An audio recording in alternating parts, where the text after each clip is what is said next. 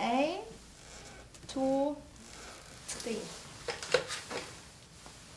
I dag har de hatt hovedtema, det pasienter med hjerneslag.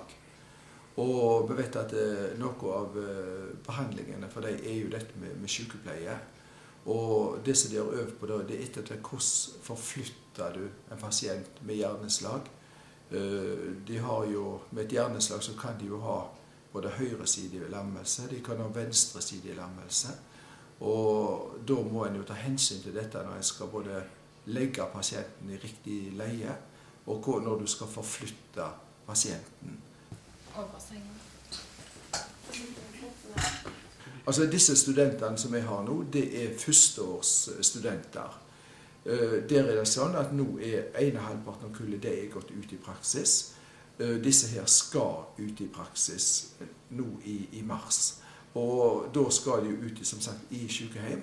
Og mange pasienter som de møter på kanskje nettopp slagpasienter. Og derfor så det veldig viktig at de har kunnskapen inne, at de kan dette her.